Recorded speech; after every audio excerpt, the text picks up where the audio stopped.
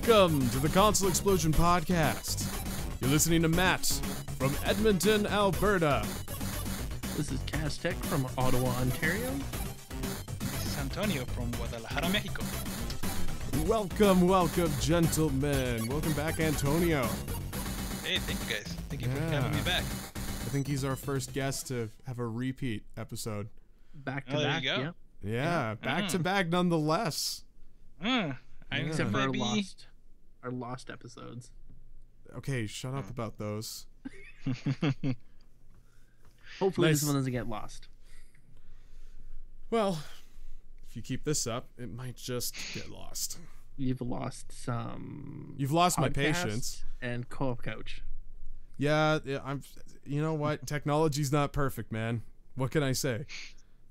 I do all that I can. We prepare for a couple of hours, and then it still shits the bed. It's the users who aren't prepared. I'm as prepared as I can be. I just need my technology to keep up with my demand. And I don't know, maybe I'm working them too hard. Let me try that again. Maybe I'm working them too hard. Puberty, folks. I'm like, Puberty. you can't end on that note after saying that sentence, okay? My name is Matt. I'm from Edmonton, Alberta. It's cold, but not really. It's not really cold. Holy shit. And I'm not even going to start on weather. Let's talk about other important things. How was everybody's week? Awesome. Yeah, it's great. Cool. Awesome possum. That's Starting a main cool. cabinet. Or a mame cabinet, as Antonio would call it. Oh, come on. Adamame? A mame. Oh, right. Mame. Sorry. Mame. I was calling it mame, then mame. I was doing different accents, different pronunciations of that. It was just man. every time you said it, you were trying to, throw a spin to Yeah. it. It's like maybe Yes. he'll receive it differently, so I know for sure that's how I'm supposed to say it. Yes. Yeah, because I don't know how it's pronounced, right? So I was not sure that was the way to say it, so I was trying to say it different ways. I see if I got a different reaction until I finally caved and say, after like 30 minutes of me just babbling about mame or mame, or I was just asking, so is that how it's pronounced? And then Cass like, no, it's actually mame. Yep. So Well, I'm sure he had a good chuckle out of it. Oh yeah. So hopefully we'll have a series of a build series of this cabinet from beginning to end. So Is that a foreshadow? yeah. I mean, you're the pretty one much- building it. I mean, Yep. just saying. That's what we're trying to do. It's the Okay. plan anyways. But we'll see how lazy I am when it comes down to it. So Well, like, I mean, how everything's serious pretty does it much get? done. Do you So- have to, do you just need to piece it together, or do most of the components have to be built? Well, I have to build it, so it's going to be from 3 pieces of wood that I have to do. I don't have the right tools because it's winter and they're all in the Well, of in course, the shed. of course, you assemble it, but what are you using as the components, like the computer components that are Well, going I got a to? computer and it's already set up thanks to Antonio, who set me up with all the software and everything. But it's easy because the controller buttons aspect is I'm actually using the Injustice fight stick. Oh, okay, I see what you're doing then. So that's going to be used as a controller part, and then I have actually a Wii Takagosho versus Capcom fight stick. Whatever the hell that game's called. For the second player. For the second player, yep. Okay. So is it So- strictly going to be fighters? No, it's all arcade games. Oh, okay. Because they have 6 buttons each, or 8 buttons, right? So 4 and 4. So I can make them, jump, kick, whatever, right? I can use them as a Neo Geo cabinet because it has the 4 buttons. I can use it as Street Fighter because it's got the 3. I can use it for Mortal Kombat because it's got all 8. Either way, Got it. it's set up for everything. So Oh, that's great. any I game that actually- needs 8 buttons, I got it. I actually use the actual arcade sticks and buttons that I actually bought it here Oh, yeah? from a place that they have They rent actually. They rent arcade machines for parties and whatnot here. And Cool. I saw it. I saw it like with in the corner of my eyes. Like I'm gonna stop here. And then they have it. They had several parts, and they just bought them. And again, I found the shell on the side of a street of an actual arcade machine, and I refurbished that to have it working as an actual arcade machine now in my room. So yeah, the wife was sweet. not very pleasant about that, but So do you keep it on as a nightlight? yeah, with all the noises that it makes and whatnot. No, You but can I mute do the take it speaker. out. I do take it out every time we do parties here. We do carne asada and everything like that. We have a pool here in your house whenever you guys gonna come down, and Ooh. I take it out and we do all we do Street Fighter and whatnot. It's a lot of fun. Sounds like Every- a good time. Yeah, Yeah. everyone should have an arcade machine. I agree with that. I've wanted Yeah. one ever since I discovered that you could buy those cabinets outside of arcades. Like, Mm-hmm. I mean, I'm from a much younger demographic.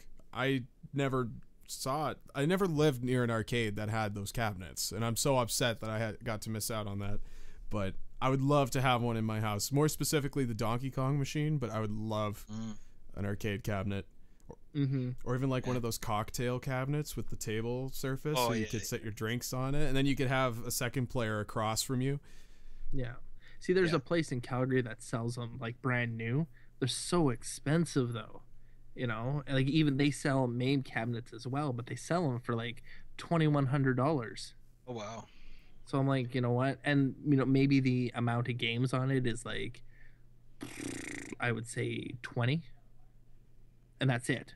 Mm. So Mm. when you compare that to, what we're building or what I'm building, it's going to be a lot different. So it's certainly not going to cost Yeah. me that much, Yeah. maybe a Yeah. couple $100 at that, because I even priced out buttons, like controller and buttons, everything. It was like $80 for 2 players, for buttons that light up and everything, and the dip switch and all that jazz. If I wanted to go that way, but I think I'm just going the easy way. It's At going the least easy to way get it right now. going. Exactly. Yeah. If I want to build a second one, I'll build the second one after. Because Mark, Alpaca's at the door, actually wants to buy this cabinet off me once it's done.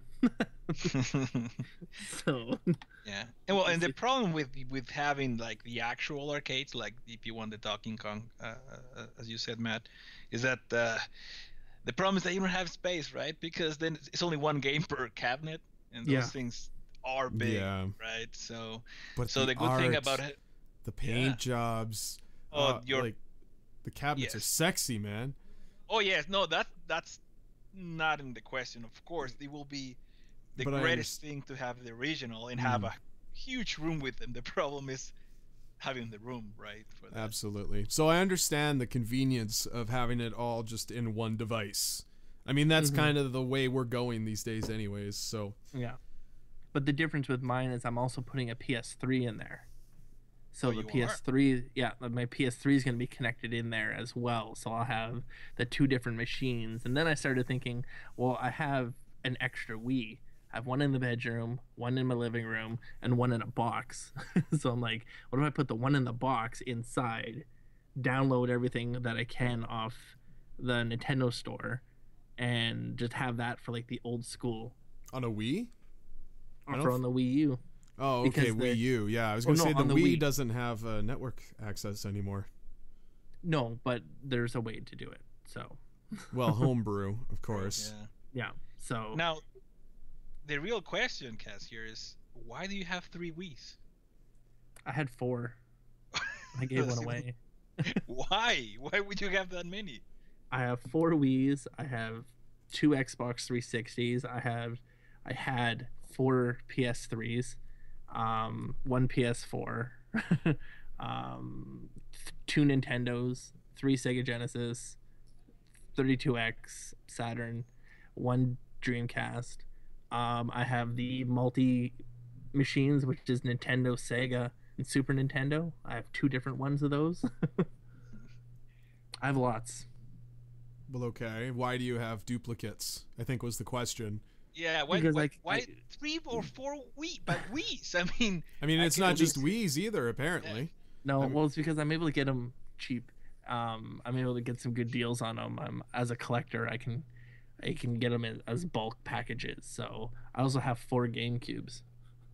do you use them like for trade as well, or? Yeah. Like if there's something I want, and I have an extra GameCube, this for this and blah blah blah. Especially when you go to conventions. When you go to conventions and you're there on the last day, a lot of those people just want to get rid of whatever they have. And bigger the thing, the more they're going to get rid of it for a cheap price. And that's how I get a lot of my stuff, is because they don't want to pack it up. So they're just like, whatever, $5, take the damn thing. Yeah. And I'm Which sure hopefully we'll be able to find out during the 10th anniversary of the Calgary Comic and Entertainment Expo. I guess that is the 10th anniversary this year, huh? Mm-hmm. That's going to be a big one. Yep. Yes. I'm certainly excited. So we're just waiting on the A-OK for that, but we'll keep everyone posted for sure. Hint, hint, wink, wink. But speaking of expos, what would you like to talk about, Matt? Brony Expo.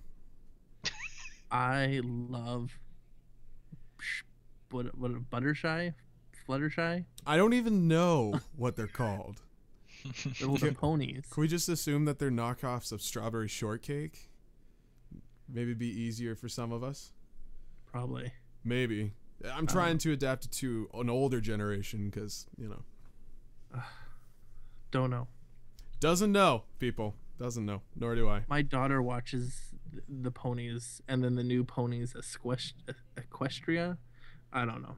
I don't understand the appeal. There's people in my age group, your age group, Antonio's age group. I don't know how much of a gap there is between us.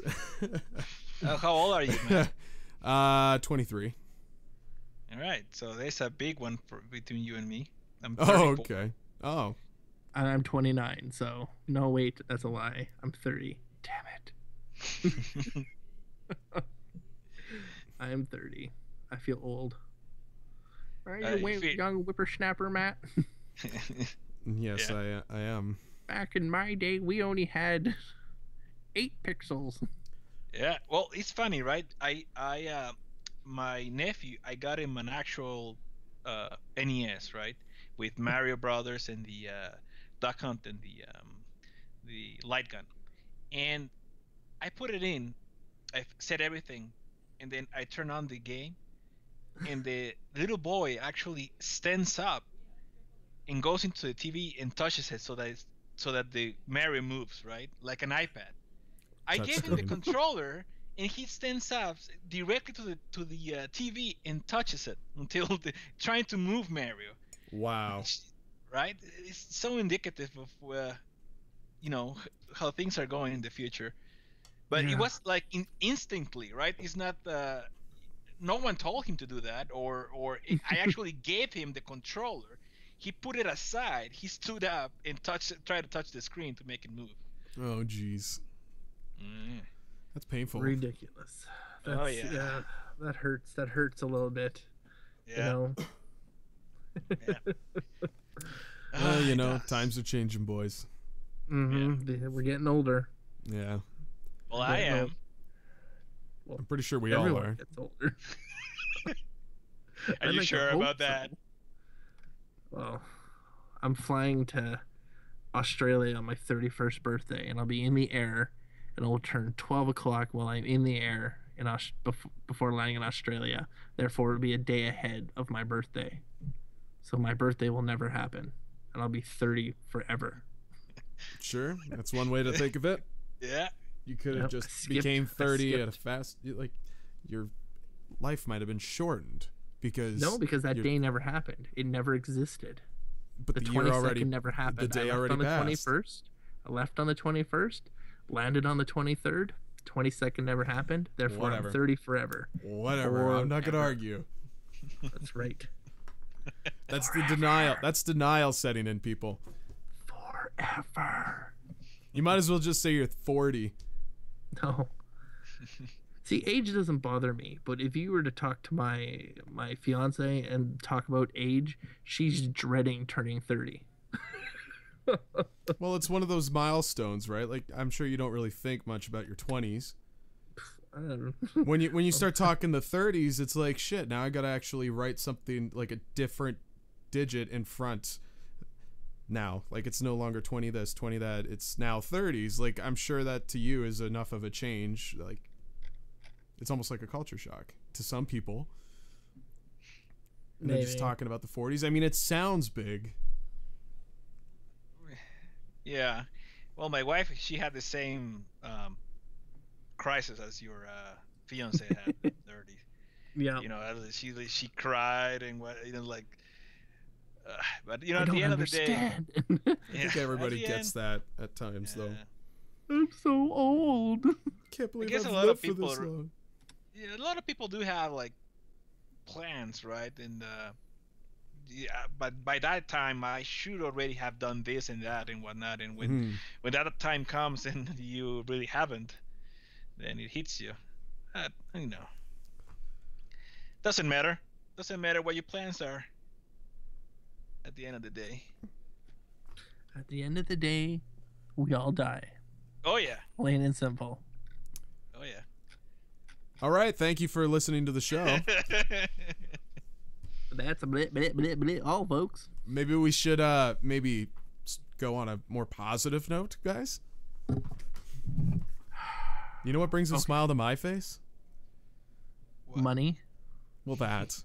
Naked Yes. women. Yes. Cars. Keep going. Video games. Blue crayons. Antonio got it. But anyways, well, I'm not talking about video games specifically, although it is part of this event. CES happened over the course of this month. I know we're kind of late to the party, but I thought it would be kind of cool to talk about the best and the worst that came out of Consumer Electronics Show 2015. What do you guys say? Sure. Let's do it. Let's rock and or roll. Yeah, why not? So let me ask you, Kaz, because we all followed this when it came out. What stood out to you as the most impressive of the show? What stood out for the most impressive for me? That's easy.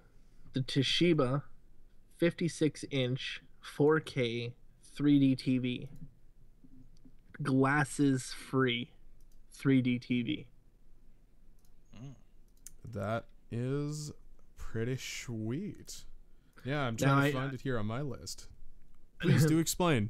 I know they talk about how like they introduced this Toshiba back in what was it, 2011, the 2011 and then they finally had it here at this event. But this is like back when 4K was like gonna be new. You know, they didn't know what 4K was, but now I guess 4K is actually ginormous this year. Everything's 4K, so it's pretty good to see something like that. But I do know they'd been talking about you know, the death of 3D TVs and the death, like we had this year, the death of DLPs last year, right? Digital light production. Was it really just last year? Officially. All the right. last Mitsubishi Okay. was done. And then now we've pushed into LED TVs and plasmas, but even plasmas are the next one on the chopping block. So Yeah. you know, for me, it's, you know, to see these bigger TVs, to see these, you know, I like the 3D TVs. I think Hollywood is now finally grasping what a 3D movie should be. When you go see them, it's not necessarily a, oh, here's something jumping out at you effect. It's more of just adding more depth. Yeah. Yes. All right. More depth into the experience, into the viewing experience. And I think No. Sorry? Sorry? No. I thought. Oh no, sorry. I was gonna say, because they really hit the nail on the head with the new Hobbit movies Mhm. in 3D and the Avengers movie in 3D. I thought were really well done. But movies that are like, Final Destination 3D, where, shit comes flying out at you, those are gimmicks. And sometimes gimmicks are good, sometimes gimmicks suck, like Piranha 3 Double D, right? Or the old 80s movies, Jaws 3D or Friday the 13th 3D. They're just gimmicks. They don't work. They're garbage. But I feel Hollywood has finally landed what a 3D movie should be. Now, let me ask you this. And I'll open the question to Antonio as well. Don't you guys feel the 3D experience should be exclusive to the movie theater? No. And I mean, okay, you go. Explain. Yeah, sorry to interrupt here, but I reviewed again. It's what was it called? Is the I just reviewed some time ago. I don't remember. Mighty Gumball for the 3DS, and before that I was playing Shovel Knight on the 3DS. And if you guys have seen that on how it looks with the 3D on, freaking looks amazing. The 3D and Shovel Knight, it looks very good. As Yuka said, it was more of depth, right? And the background moves like in parallax on 3D, and looks very, very nice. Of course, playing the game 100% on 3D it's tiring, and especially in the 3DS where you have to be on a spot, right, on a specific sweet spot to grasp at that 3D. But I do find it that eventually just having the option to turn that 3D on and just look how beautiful and how depth of feel it gives you, I just like that. I just like how it looks. Granted, it's really not adding a whole bunch, right? It's really not. But it's the same thing as saying, well, do we really need to have X amount of polygons in the screen? You can get by with less than that, and if the game is good, does it matter? It doesn't, right? But it's nice to have the option. That's all I'm saying. Right. Yeah, and I think it just comes down to the experience you have at the movie theater, the experience you have at home. I'd like to have that same experience at home. But without the 3D glasses as much as possible, or at least without the powered ones like the Samsung ones. I like the LG where they're just the same 3D glasses that you wear at the movie theater. They're just the regular flimsy piece of crap glasses, but you know what? They're flimsy piece of crap glasses that aren't going to cost you hundreds of dollars if they break. And that's what I like. And I'd like the experience in my living room just to enjoy the experience more. Then that's my 2 cents. Yeah, and that's probably the not popular opinion, right? Many people believe that 3D is a gimmick and that we should get away with it, but I'm not. I like it. Yeah, I think it's a gimmick if it's portrayed as a gimmick. Like I said, any movies that are like blank 3D are usually, gimmick movies, and that's what really ruins the aspect of the whole 3D. But like I said, there's been movies that's done it very well, who've incorporated 3D and incorporated the overall feeling perfectly. Yep. What do you say, Matt? Well, you guys have very good stance. I more or less feel that as people continue to get this experience back at home, what the fuck is the point of going to the movie theaters? Sure, they'll get new movies, but with what happened to the interviews, it succeeded on digital. So if Hollywood starts making more of that available to just going, on your television, buying the new movie that comes out and just enjoying it in your house, what's the point of going to a movie theater? Well, that was the same with what happened with video stores.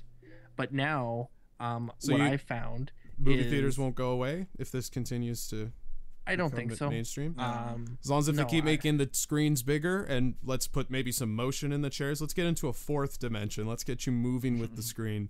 I feel that they do, and I feel that's Calgary. that's probably just going to become the norm. That's the way I feel about it. Like theaters are going to have to then compete with the shit that you can get into your house, because 4, 8, and 12K have been talked about since 2012. Now 2 years later, it's standard. And it, probably next year we're gonna see 8K TVs as a standard. Like this shit's just accelerating. So give it 10 years. What are movie theaters going to be in, let's say, even 5 years? Or what is our rooms gonna be like in 5 years? Like once virtual reality happens, what's the fucking point to go to a movie theater? Yeah, but the movie theater, the movie theater, I believe, is more of a social kind of experience, right? I find it that. It's especially unless you have a big room with a big TV, everything set up so that you can fit a lot of people, then but I mean sometimes it's a social thing, just going out with friends and to see a movie, and remember as well, if at least right now, all the movies come out first on the movie theater, right? Not what happened with the interview. So if it goes further and we start to see more of that trend where we have digital at the same time of the movie theater, it's gonna for sure take a bite out of the movie theater. But the experience again is not the same. It's a little different, as I said, because of the size. It can be much more of a social type of activity, much more than just in your house with a couple of people. Okay, when I hear, of people when they consider a first date and they say no to movie theaters, the reason I always hear is because we don't talk enough. Everybody's focused on a movie. You got to face forward. You can't talk in the theater. The people in front of you are going to, or behind you are going to kick on your seat. People are going to bitch and complain. You can't even pull out your cell phone and text somebody at the point. So who's to say that movie theaters are social? I don't know if it's different where you come from, but... Well, I mean, I don't know how many dates you've been on there, Matt. I mean, you go on a first date, you pick up the girl, you go to the mall, you go for dinner, then you catch a movie, you cut a hole in the bottom of the popcorn bag, you're perfectly fine. Yeah, well, it also gives you something to talk about, right? Because especially if you are movie buffs, right? If you like movies and you have friends that like movies, yes, you're not gonna be talking in the movie theater, but afterwards you have a whole new set of conversation, right?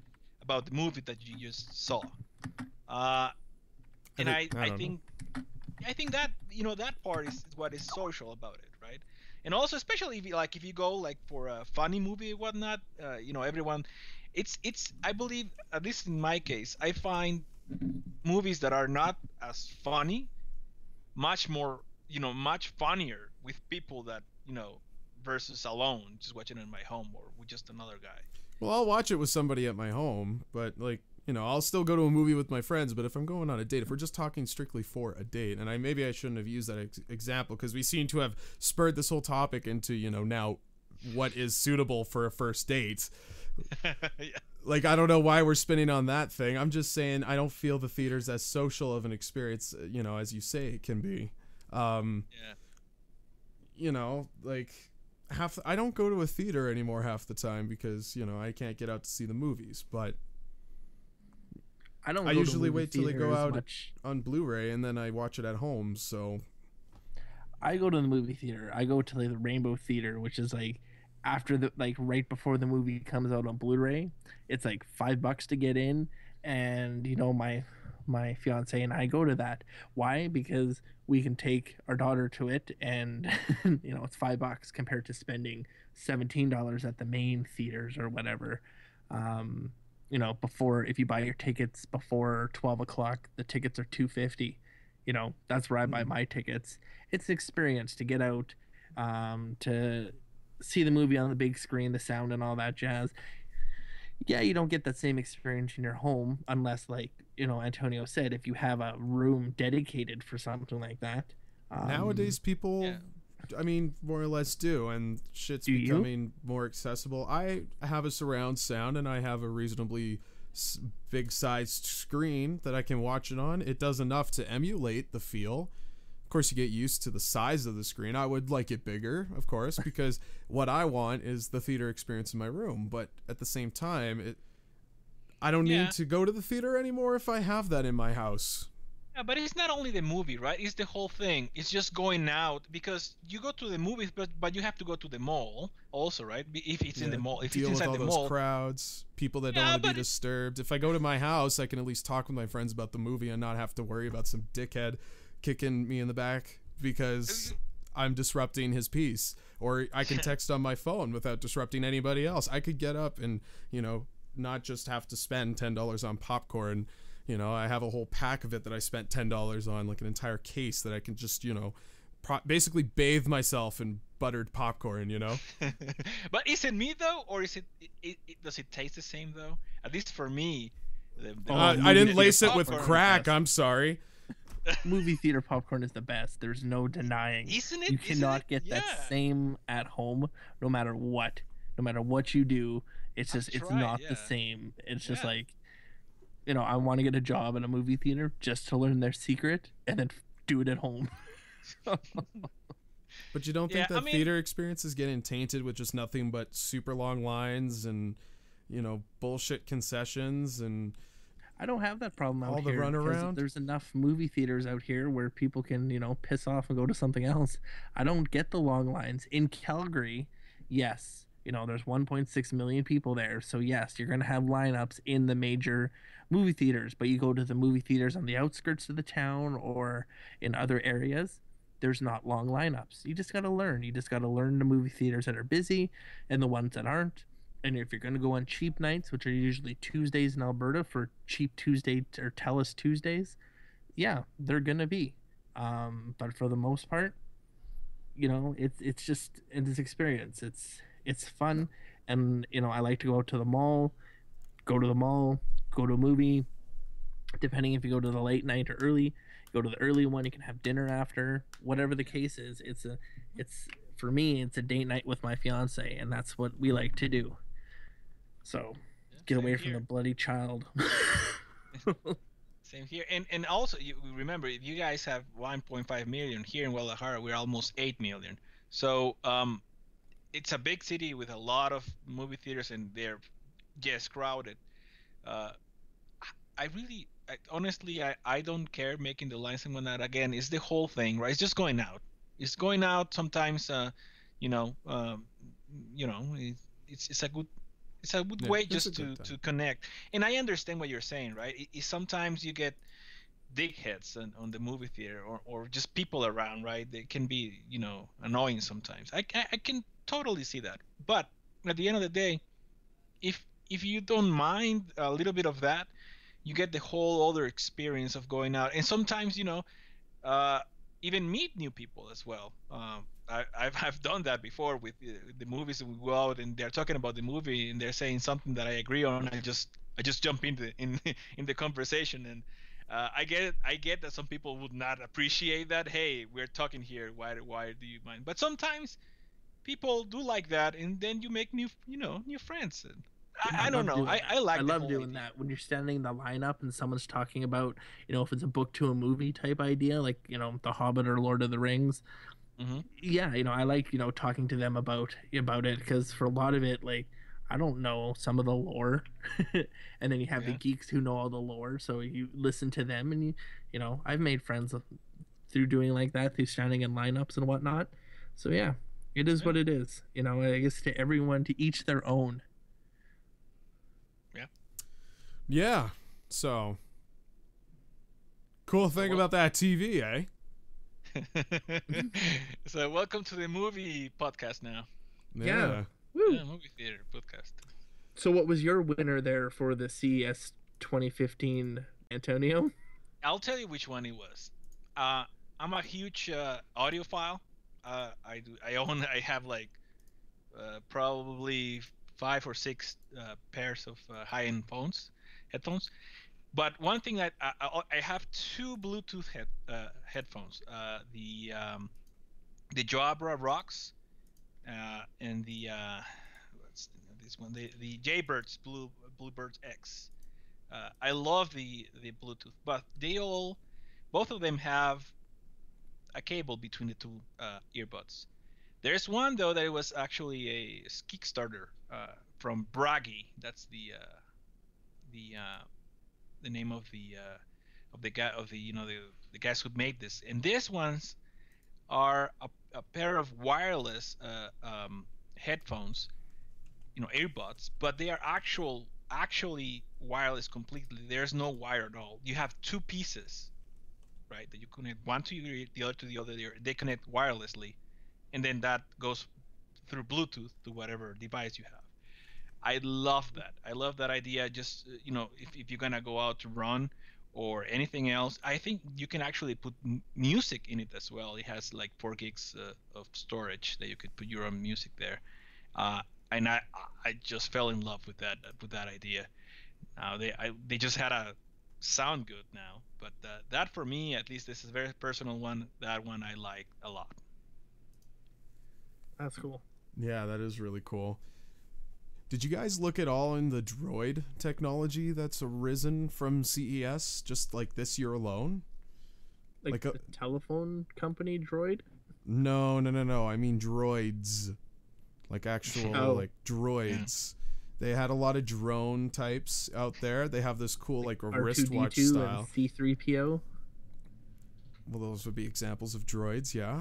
But yeah. I mean that's a more complex droid, of course. The iRobot vacuum cleaner. Yeah. Wasn't there like a Japanese, very creepy looking? Is it a droid or is it a? What is that? But there was a creepy Japanese one that looked very lifelike. But just yeah, I think I know which one you're talking about. Is it just a head, or does it actually have the whole body to go with it too? It has the whole body. It moves the hands and whatnot when it talks. But it's just in that, in that line between the uncanny valley, right? And it looks really creepy because it moves realistically and it talks, right? Mm-hmm. It was all in Japanese, but it talks and whatnot. But it looks really, really creepy. I don't know. If you I think was Stephen Hawking actually recently said that we need to be aware of AI, right? Yeah, there was an open letter that I think all the computer engineers, at least all the major ones on the planet, put out to the public, actually making that statement that we should have regulation and control on artificial intelligence, because right now it's free game. It's like Wild West. Like every company's competing to make the most advanced artificial intelligence. Just watch one of them accidentally create one that just dominates the planet. Like, it's a growing concern. It's crazy. It is. Yeah. It's kind of cool. We're getting close to the singularity, guys. It's exciting, but I don't need the T-1000 showing up. Skynet is alive. I always thought Skynet started with the Xbox Kinect. It's Google, guys. Google is Skynet, okay? Yeah, you know what? It is. They're buying everything, right? Like they bought a lot of robotics, and yeah, they could be. They could be. Mm-hmm. Mm-hmm. So yeah, anyways, like I was saying, the drones were one thing that was really cool. That stood out to me. My friend showed me this one drone that acts as almost like a wristwatch, and it snaps on, kind of like one of those, they're almost like plastic. I forget what kind of material it is, but they're just like a little bracelet. You could slap it on your arms and it'll quickly like snap into shape. It's kind of got a spine to it. You could break it and it collapses on itself, but it just curls around your arm. Do you guys not know what I'm talking about? Anyways, this drone can fold out and fully extend, and propellers pop out. You can control it by your cell phone. It looks really cool. It's got a little camera to it. So it's pretty much like one of those old, I think, 80s snap wristbands. Think of something like that, because when he was building I remember watching some video like a year ago on the prototype, and his prototype had that same material he was using to snap that into shape.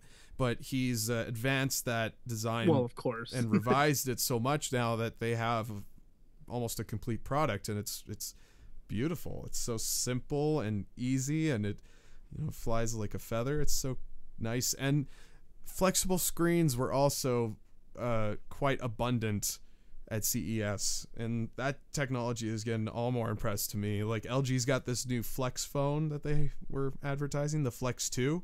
And the phone itself literally bends with you as you sit down.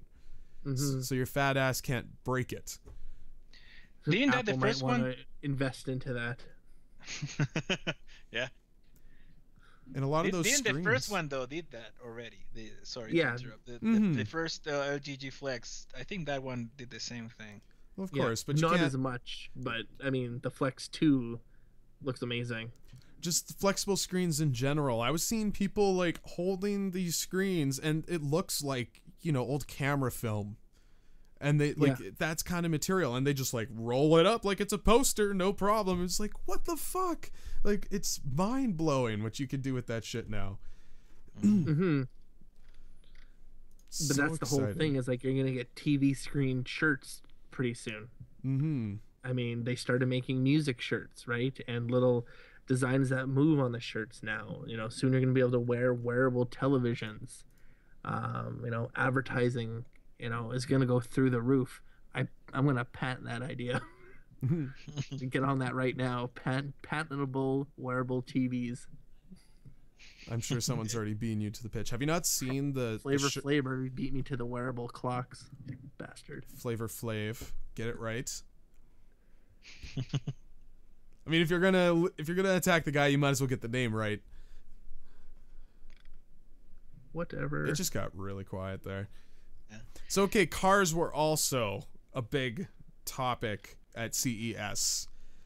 BMW has now adopted touchscreen technology. I think the touchscreen has basically replaced your dash. I don't think there's no physical knobs anymore. It's all managed on a screen. Mercedes unveiled their new luxury concept car, the F015, which apparently can drive itself. I don't know if that's true. They didn't demonstrate it, but I guess Intel is also getting into the car market, and they've designed that new Tegra chip. Yep. And that's supposed to be implemented into cars. So, you know, self-driving vehicles, boys. Yeah.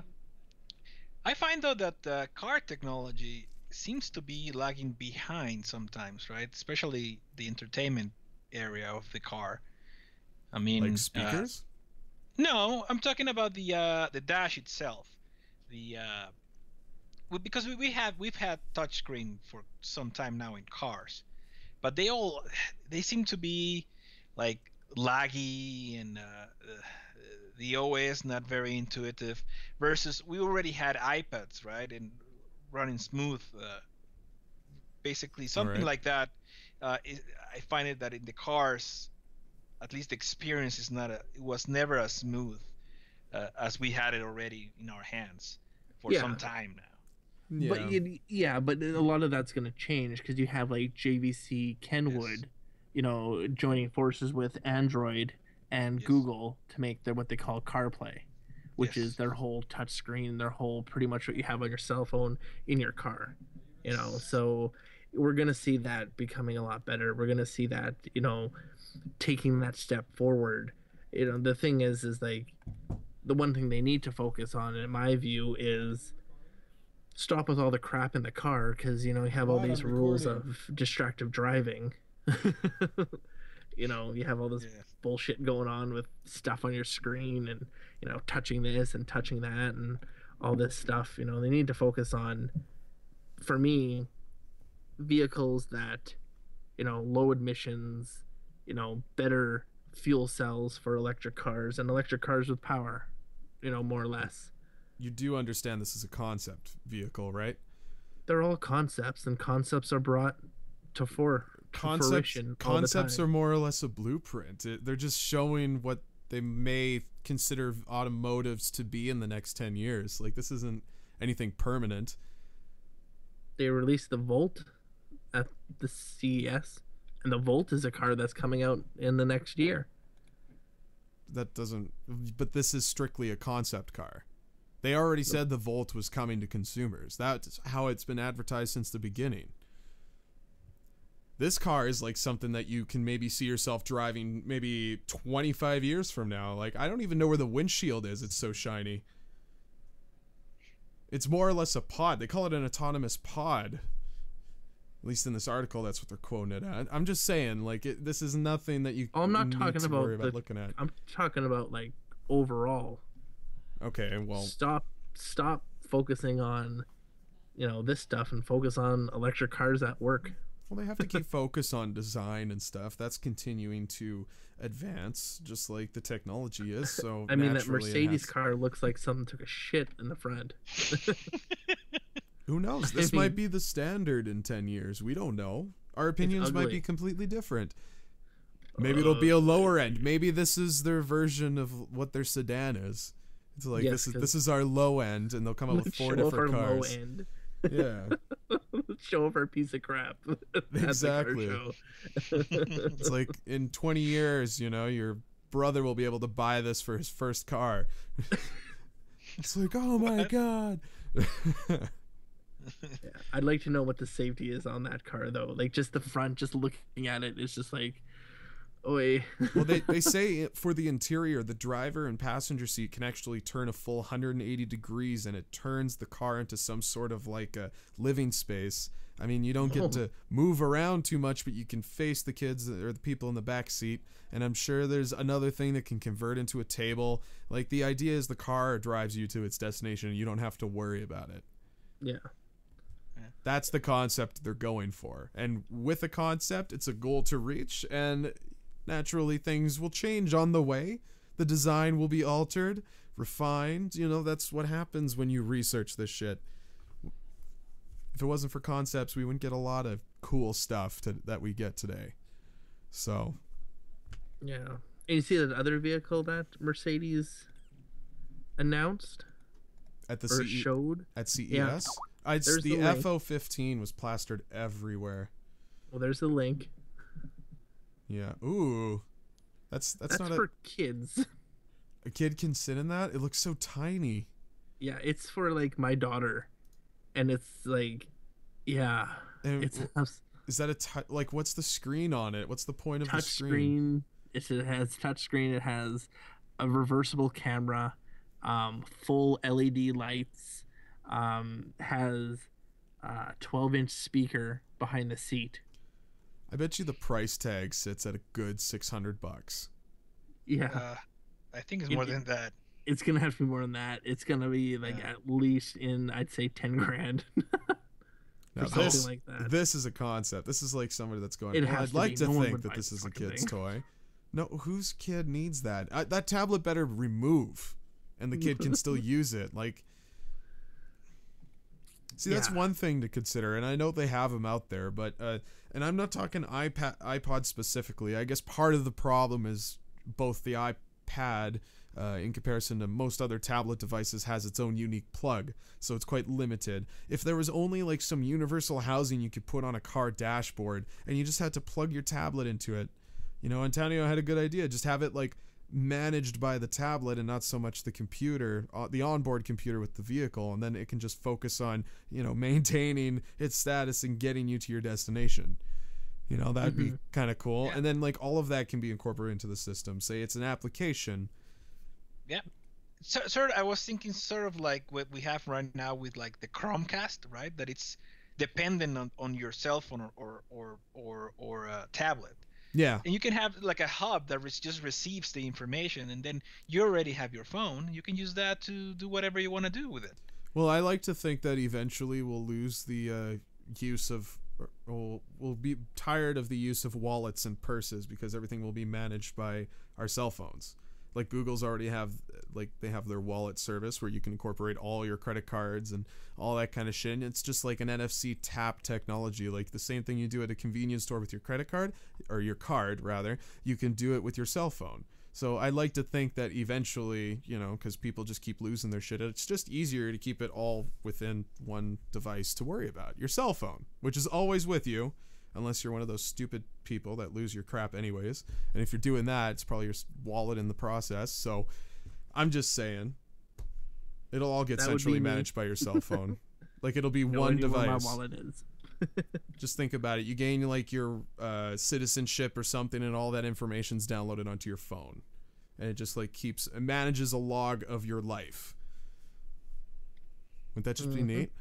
Yeah, but that's exactly why we are worried about AI, right? Because now if everything's gonna be there, then they'll know so much about you're giving Skynet all the information it needs.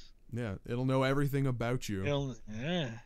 Like on top of knowing your transactions, it can also read your emails and your other messages and listen in on your conversations over cell phone networks, like everything that's connected. And then we're done as a race. Yes. Yes, we're done. Did you guys saw the did you guys saw the all that Intel had on the in the event? Did you guys saw the keynote for that? I unfortunately did not. I wasn't aware that Intel had a keynote, to be honest. Yeah, I did. It was actually, I thought it was like the best thing or the best keynote out of CES.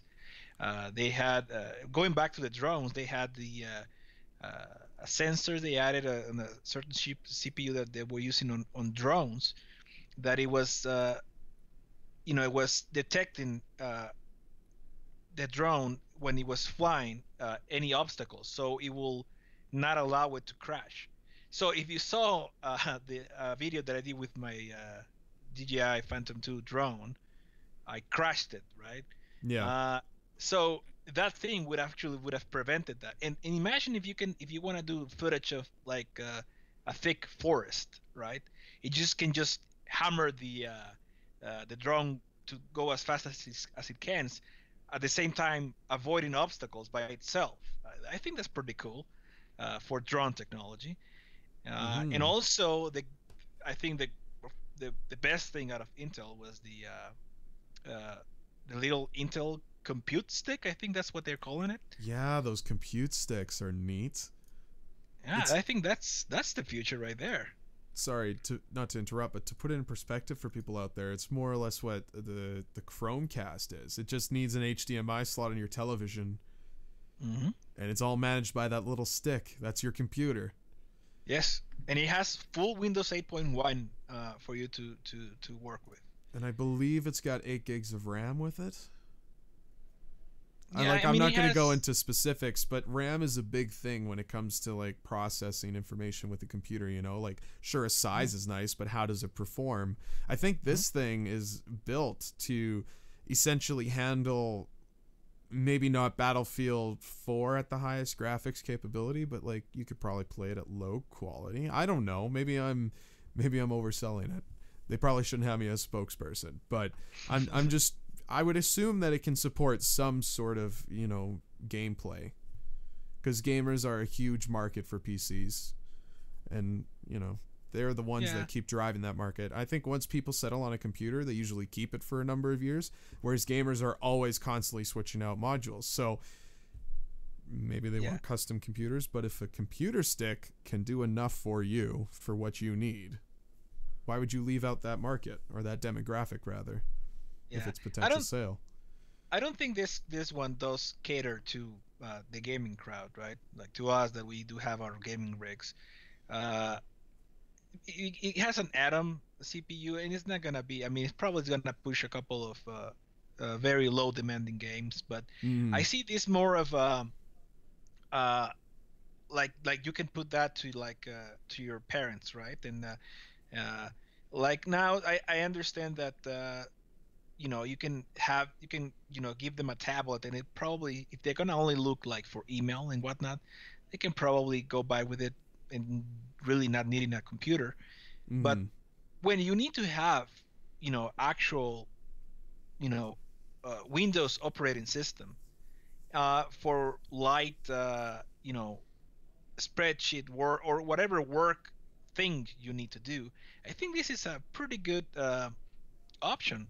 I think you'll see a lot of this in like enterprise, you know, going a lot of, you know, most of the like meeting rooms and whatnot already have a TV. Just plug that thing in and voila, you don't need to bring anything. There's your computer right there already. I'd like to think that it's built into the television, like eventually, like this is the first step. Yes, give it 3 years, maybe it'll go into a TV. Oh yeah, eventually I can see that as happening as well. But right now we only have this stick, and it has actually a full USB as well that you can plug anything there as well. It's pretty good, pretty neat. Well, keyboard and mouse, I guess. Yeah. You need to get that. Yeah, you can use Bluetooth, as you know, to connect keyboard and mouse. Like to the And device itself, the device is Yes. Bluetooth integrated. That's sweet. yes, and you can use like the USB to like probably plug in a hard drive or any sort of storage options there if you want. Yeah, it's pretty much you think of this stick, they call it a low entry computer device / a very powerful media player. I mean, the price that they put it at for $149 is ridiculously cheap. So that's Right. that's the key thing, right? Because if this thing was to be $600, then I don't know who's gonna be buying that. But at $150, I think that's a pretty sweet deal for what it is. And then if you want the Linux version, it's $89, and that's only 8 gigs of storage and 1 gig of memory, though. But that's a Linux system. Yeah. So imagine what hackers are going to do with this thing. Yeah, but People that's are just gonna what I'm crack it saying, open. So. Yeah. No, It's- that's sweet. Like compact is definitely the main subject for CES. Did you Yeah, see the this- solid state drive that Samsung did? They have a solid state that's the size of a credit card, Yes. and it's wow. I believe it's a single terabyte. There'll be 250 gigs, 500 gigs, or a terabyte. Crazy. And they'll be on sale by January 20th. So I guess today, for $179, $299, and $599 respectively. So it's a little out of my price range. Yeah. But, external hard drives are already small. It'd be really cool if I could just stuff them in a wallet, and then I could carry like 8 hard drives with me. That'd be kind of neat. I'd like What to. do you need 8 hard drives for? I have 3 already, and I'm running out of storage. I need more. Why don't you just delete stuff you don't need anymore? Because it's not that I don't need it. I don't know. I like to back up my shit. Sorry, I have a hard time of letting shit go. when I make an episode on it, I get rid of it. But it's a lot of like backup crap. This is what we call, folks, an electronic hoarder. It's the new TLC show. Yeah, but I'm not like hoarding like, oh, these are a few nice memes, I'm just gonna put them over here for later. Like, I'm not just grabbing something and saving it. It's shit that I'm creating and just kind of archiving at the moment, hopefully getting to it at a later date, but I can't fucking make time for it all. So yeah, what it's hoarders piles. say. Come on, tell the truth. You still have the dancing baby from 2000. Dancing somewhere in baby? this drive. Yeah. No, like, sorry. Like from the early days of the internet. I got Rick rolled. That's an old one. Or how about the shocked chipmunk? Is it? It's a groundhog. Oh, I'm sorry. My mistake. Or in Alberta, a prairie dog. Pretty sure those are different. And a gopher. Whatever. 3 of them are the same creature. Okay. Well, once again, we're trailing off of what we're talking about. Let's talk about the fucked up shit that came out of CES. Okay. What you guys find that was a little like Easy eyebrow raising? For me, I guess the biggest thing is, they have the Bath boobs controversy, where the boobs wearing scantily dressed glamour models. The booth babes, you mean? Yes. That's Apparently- not technology from the show. No, but apparently this caused a big problem. Well, it's always going to With cause a problem now that the whole PC Magazine Gamersgate talk and all that shit. No. It's an expo, and I guess this expo's never really had what the expos we go to are. The expos we go to have scantily clad women, dressed up characters. It is what it is. I guess People still this bitch about has that never shit, had though. that. But publications like PC Magazine and other ones are like, oh, this is, the women like this don't have a place here. Dressed up in this, it should be business attire, business casual attire No. for this expo. Well, okay, fine, all right. Yeah. I'll tell you something though. this is actually, I'm right in the middle. I think it's actually very cool, but at the same time, I think that this CES is turning us into the fat people from the Wall-E movie. There's a 3D printer that was printing pizza and all like and cookies and shit like that. I mean, it's don't get me wrong. That's why I'm saying this. I'm in the middle. It's a great technology. I like the idea, but at the same time, all right, when are we getting with this? And also, we have like a lot of mobility technology, right? Like the Z board 2, or there was like rocking skates, and there was a lot of things that move you around, and things moving you around, and then you have printers making your pizza. We're gonna be the fat people from Wall-E in the next years. Oh yeah. Is it actually an edible pizza? Yeah, actual paper edible. pizza? No, actual edible pizza. Yeah. You guys are. Is this the first you've ever heard of 3D printers doing this? A 3D printer that makes Food. They've been Yes. Bullshit. Yes, they've been making Bullshit. they've been trying It's to not. advance this technology for like 5 years now. I call bullshit. You guys are fucking pulling my leg. For You like guys were talking The last before. 2 years they've been doing this shit. It's only been getting Oh. better. Bullshit. There's Uh, no way. Edible food. Edible Yes. food. Edible food. Yes, No. yes. I just sent you the No. link. I will watch this link. I call bullshit. Because if you can make edible food, then like what Well, do of you course put, we're like, gonna do you make put the- edible food. Do you put well, okay, printing edible food, Yeah. jackass. Do you have to put the ingredients in it, or does it just print it?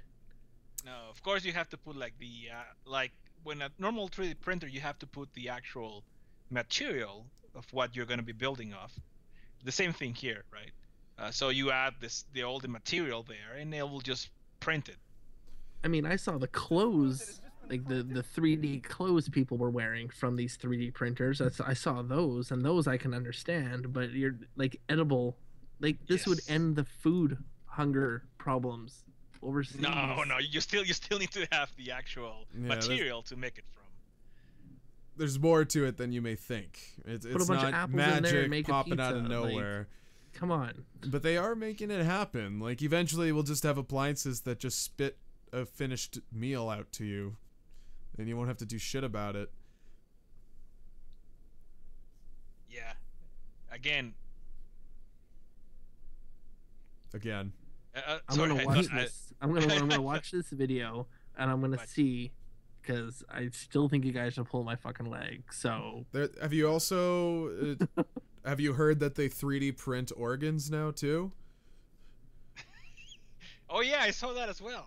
Yeah, I've heard of that. So what do? They just put like a pig heart in there, and they're like, oh, we need a human heart. so No, throw it's a not pig like heart in that. there. They like You said you need the material. They've reconstruct the material. They have some sort of like bio ink, they call it. It contains like white cells or something like that.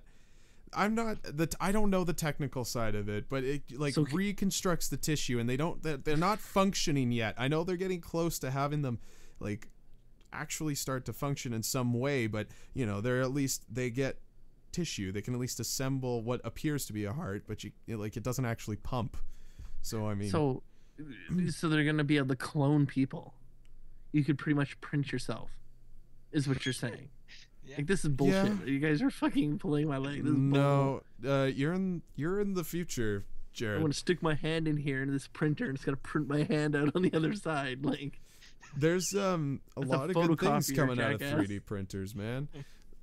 Maybe it's not so much in the biogenetics, because that's probably exclusive to medical science for at least the next decade. And for now, what people can do, there's sources you can go to online, and people have templates that you can just download, put it to your printer, and it'll spit something out. You can buy like amputee what do they call them, appendages, limbs, like I don't know what they call those things, but you can get those fake arms and stuff printed for you, unique to your physique, and it'll be the most comfortable thing you've ever had. Like people are doing this now. There's companies that do that for free because it's so dirt cheap to make. I think they've given out like 1,700 of these to people. Like, I'm just saying, this is what 3D printing is doing. Like, once we figured out 3D printing could happen, that's when everybody was off to the races. Where have you been, sir? Obviously in a fucking hole somewhere, but I just watched the 3D printing thing, and I'm not as amazed as I thought it was. All it is a machine going around in a circle making the food. That's not 3D printing. That's setting up a fucking machine. They do that in every fucking warehouse everywhere. There's no difference. It I thought it was like, well, okay, it's a dispenser. Like it's more of a dispenser, really. Yes, but so it assembles the food for 3D you. Dispenser. Well, it's not. I mean, if you can give it like an actual form, right? So if you, let's say you want the pizza to be, I don't know, a heart and whatnot, or whatever it is that you want to make, you can make it. Will make it for you that same shape that you want it to be, and also it also make cookies and whatnot for that same, for what it made, like cubes, and made different things going on. It does print it out. That's what it does. It just dispenses it. It's just a fucking dispenser. It's not a. Yeah, but it still puts it in place. I thought it was still assembles the food for you. Garbage. It's a stepping stone. Like, I'm sure eventually this technology will work on a molecular level, but for now we just have nozzles and pistons, and it's just dispensing fucking pasta sauce on bread. Deal with it. I thought it was like a printer, like a printer I have right here. Like, it prints in like edible pizzas out. Like, well, your printer's also had like 20 years to advance its technology. Before it was all black and white and it was just straight ink. Now it's all laser jet, but garbage. But it does print it the same way as an actual 3D printer would print whatever thing out of plastic that it would. The same exact same way, through layers. It just goes into the first layer, the next layer, until it's done. This is a 3D printer. And this technology is advancing. Like, it's not that it's just a dispenser. This particular example with this pizza maker, it's a dispenser. But out there is technology assembling food that's just, out of nowhere. It's got a different sort of reaction to it. It actually has cartridges. I don't know how to explain it. I'm trying to put it in perspective of a printer. So it's, probably more pliable for you to understand if we use that, but I can't really pull anything up here. I just know this technology's on its way. It's talked about, it's observed, but the question always raises, is it going to be healthy for you? Like, are we going to get the same nutrients from the food if it, it's being dispensed to us from this machine? It's probably the same as you buying something out of the freezer that just to no better than a TV dinner. Yeah, no, exactly the same thing. If anything you put in the microwave to be done, it's probably gonna be the same nutritional value than this. Well, that shit was more or less cooked at the time when it was made, and then just flash frozen, right? Then you're just reheating them. I guess. Yeah. It can be disputed, I guess. Yeah.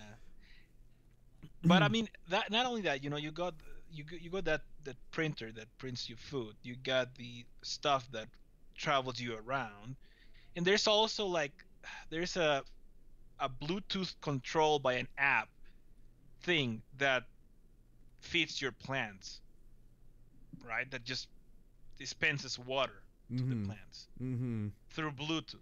I mean, what are we getting into? I understand that there's ones already that work from when you are not around. You go out on vacation and whatnot, so it waters the plants. But when you're already there, you want to think, why don't you just do it? What the fuck? Just drop water into it. Yeah. Probably the same amount of time that you opening the app and clicking a button, or just touching the screen. So it just has the option for you to override it manually and control it with the remote? I'm not exactly sure how it works. I'll just send you the link, but yeah, let's take a look at this. Yeah. from what I read here. I mean, I can understand it with the option of being like, hey, this is kind of like an RC toy, so, you know, you can play with it. Where is it? I can't even see it in the picture. I guess that's the little silver thing that's barely showing.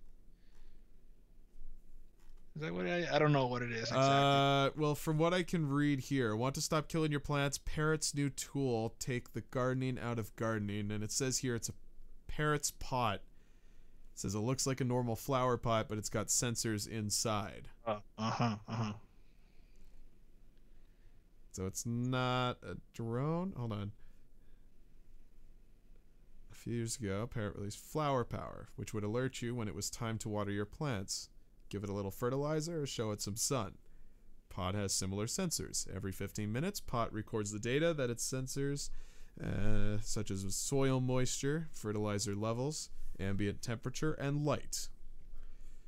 If you're conscientious enough, you can take a look at the data which is sent to your smart device via Bluetooth. The real kicker, though, is that the plot can take care of the watering, too. No need for your plant-killing hands to touch a watering can. So I guess it's got a reserve for 2 liters of water, which is actually, I mean, a lot, I guess. Mm-hmm. Like, I'm not into horticulture. I don't do botany. I don't know this crap. It's a plant. It is a plant. I don't think it takes much water. Like, I'm thinking, like, if you fill it with 2 liters, what does that give you? Like, a week to go out and just not worry about it? Or is that only, like, 3 or 4 days? You know what I mean? Yeah, well, for the size of the pot, looks to be a lot more than just a couple of days. I would trust the pot would at least try and conserve as much of the water as possible. And I'm not talking about, like, reprocessing. It looks like it actually has... if you guys are looking at the picture right now, there's like some clear ring on the bottom of the pot. I'm sure that's where the water goes, and that's, you know, all the roots will lead to where the moisture is. So maybe that's how it'll do it. I don't know. Maybe that's where the water stays. Who knows? But that's kind of cool. Okay, well, where do we go from here, guys? To you talk the about worst what gadgets? you hated? What I hated? Well, I mean, if it's crappy, it's crappy. I wasn't talking about what I hated specifically. I just had some stuff here that were just like the what the fuck moments of CES. Okay, well, what's your what the fuck moments from CES 2015? The robots dressed as humans. Yes. That's the one I was talking about. That's the Japanese one. That is really creepy. Yeah, these things are just creepy as hell. And I don't know. I don't see any. I'm not looking at a motion video, so I don't know if they have much expression to their face. They do, but as I said, it's just on that line on the uncanny valley where it looks just weird, right? They do move and they try to imitate as much as possible the human, but we're clearly not there yet. It says here, this female humanoid, for example, was eager to tell you why you should let her into your home, but her pitch, which is on a loop, always ended with an icy stare forged in the darkest depths of the uncanny valley. Oh yeah, I'm sure it would just be the creepiest thing. That's like a mannequin come to life. Yeah. And mannequins are creepy as is. Yeah. I don't know. Would we go as far as having robots in our homes? Like, I'm talking specifically humanoid bots. Depends on what they're for. Wouldn't the home just become automated and manage itself? That seems like a more ideal approach instead of being like, let's construct this humanoid to do your chores. You know, I'm sure. But humans, right? We are social beings. If we end up to a point where, you know, the computers will do everything, we, sanity-wise, right? We would probably need to have some sort of actual companion, or at least if we get to a point where they look human enough, right? We might need that. Not because of convenience, rather than for our psyche. I don't mean to be an ass, but just for the sake of argument, Rosie seemed more like a companion to me, and she was straight robot. Yeah. And I'm talking, of course, from Jetsons people. Yes. We are I thought you were talking Rosie O'Donnell. It's not a robot. She could have been. She's a giant pound of flesh that cannot be robotic. I think it comes down to men, quote unquote, want these robots to look as human as possible, quote unquote, so we can fuck it. Well, I understand that as a drive, you know, like as a engineer who's constructing robots, you obviously want to create something that can almost be like a human, you know, as close to the real thing as possible. The only thing it's missing is like an actual emotion. You know, like I can understand that being the drive for the creator, because, you know, we could stop here then if that's going to be the standard. If it's like we just need a robot to sort of look human so we can get by, that, you know, it's not just this huge metal clunky thing just moving around your room that could kill you at any second. They're going to obviously try and push it to its, you know, full potential. So, you know, this isn't where they're going to stop. Robots. Yes, they're making sex robots, of course. That's all this is. You got to have a goal, man. You got to reach for it. Save humanity in the process. Sexy dolls, right? So if they can make those move, it's yeah. You should be all for this, Matt. Get a girlfriend.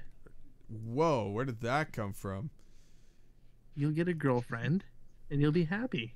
And I'll take. And then you can get the 3D glasses and can have a full relationship with not ever leaving your house, ever. So I'm still not taking her to the movie theater? Exactly. That's the whole point. Okay, that works for me.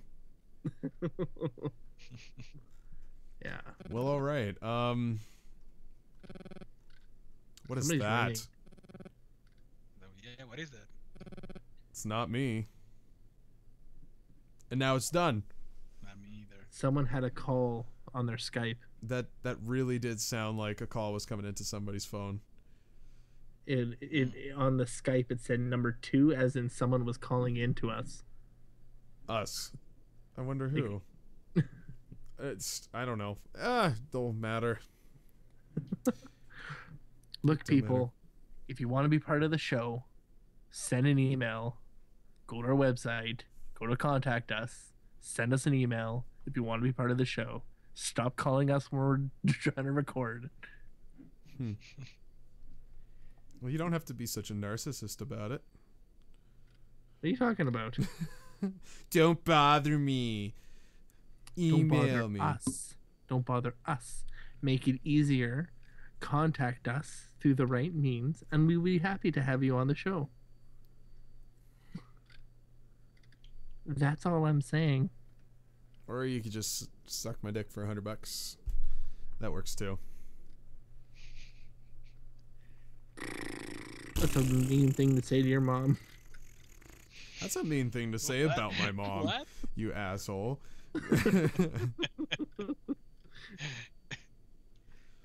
So are you guys a very you take a lot of selfies? No.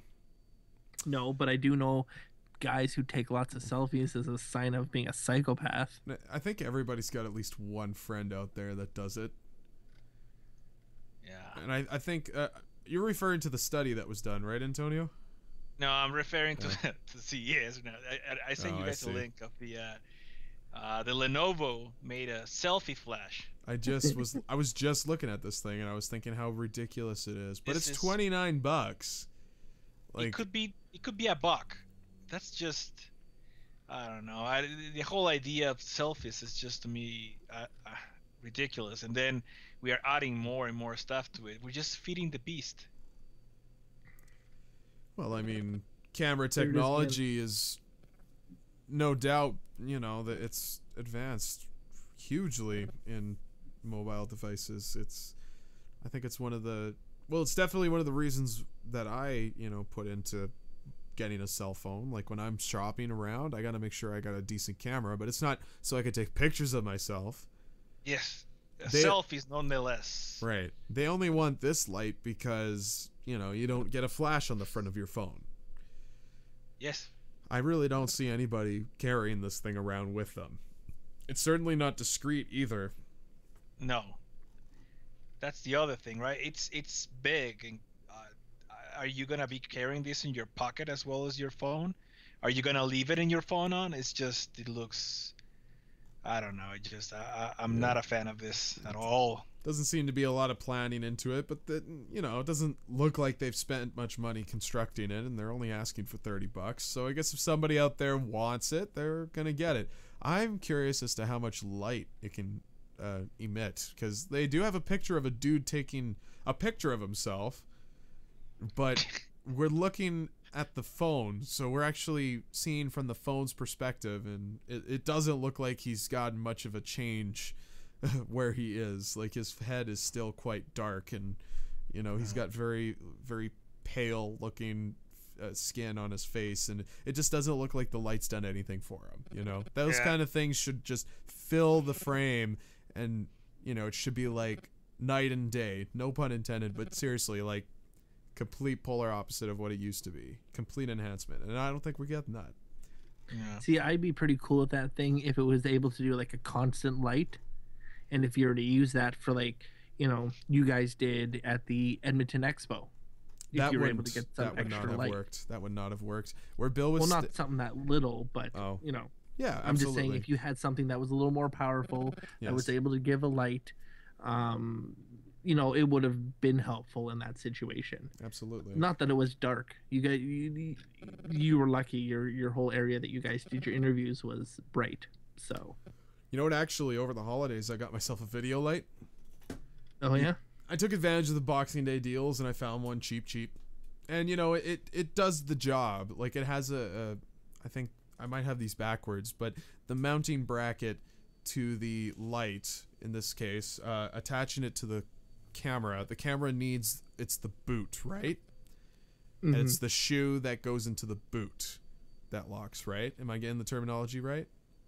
Is anybody here with me on that? So yes. Okay. Yes. So it has all of that for me. I can put it on a camera anytime I want, as long as if it has a boot. And the best thing about this, and I have yet to test truly, like, the for extended periods, what much capability I'm getting from it, but it runs on AA's. So it takes 6 AA batteries, and I think it's about 64 LED lights on it. It comes with 3 interchangeable slides, one to soften the light, and then another one to sort of give it more of a 65,000K color, like more of a golden, old-fashioned style, and then more of a red light for like a more romantic feel. I mean, they were kind of just novelty and thrown in, but this light I can take off its stand, put it on a camera, and it'll do the trick for me. And it's amazing how bright it actually gets. But, you know, I can do just fine with this sort of thing instead of dropping $29 down on that bullshit little ring that plugs into your headphone jack. Like, this thing cost me less than what that is costing, what they're asking for. $29? Like, what the fuck is that? I'm sure you can make that under $2. Yes. It's just like, how many LEDs is, like 10 LEDs or so, you know, on a ring. I don't know. I'm just against the whole idea of you know, making the selfie thing even more of a thing that it already is. Well, I don't know if it can get any worse. I think it can. Even worse than the selfie stick? Yeah, I mean, if you imagine, you can combine the two now, right? You have the this selfie light? stick, and the light now. I don't so think you the can light's do that gonna on reach. the dark. Well, maybe. I don't know. I don't know, man. I think the light would have to get a little closer, because that selfie stick, I think, extends about maybe 3 feet. I don't know. Anything that's made for selfies, I'm against it. Well, I'm with you on it too. Selfies get annoying. I very rarely take pictures of myself. Yeah. I rarely take pictures of myself. No, I don't do that shit. It's not my thing. I think last year I updated my profile picture like 3 times. Like I'm not full of myself. I'm not self-absorbed. Oh, okay there. Oh. Okay, whatever, mommy. You're talking about Maine? Yeah. Come on. Wasn't a shot at me. Mommy. Mommy. Okay. Well, I think that's enough CES talk for tonight, fellas. Yes. Shall we now, since we're coming to a close here, shall we move into the hopeful mentions for this week? We shall. Excellent. Are you guys familiar with the Sugar DVD app? I guess it's an application that PS4 owners can find on their consoles, as well as Xbox One owners. It's on next-gen platforms. It's what you can use to view porn. Is this a Japanese only? I don't know which. Certainly not on the Canadian one. Yeah, it's certainly not on Canadian. I don't on mine. I don't necessarily care about which region it's in. Oh, I don't. Not our region. Because there's actually nothing said about which region it's in. It just gives me stats, so I can only assume that it's American. So anyways, what they found on a few stats is that PS4 owners are more likely to search for Asian, while Xbox One owners prefer to search for redheads. Oh. They also say that PS4 owners are 2.6 times more likely to watch porn than their Xbox One counterpart. Or maybe let me rephrase that. The PS4 owners watch porn more than 2.6 times more than those with an Xbox One. So interpret it whichever way I say it. Porn people. They also say that the peak hours for this viewing time is between 6 and 7 for PS4 users, 11 p.m. and 12 a.m. for Xbox One. Oh, and iPad is apparently included in that stat as well. Oh. So top categories for PS4 users. Number 1 is amateur. Number 2 is big butts. 3rd is Asian. 4th is college, and 5 is feet. Feet?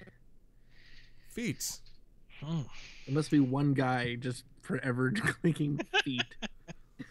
Apparently, it's quite common. I was listening to the Joe Rogan podcast a couple weeks back, and he interviewed Russell Peters, who's actually very open about it, and he's got a foot fetish.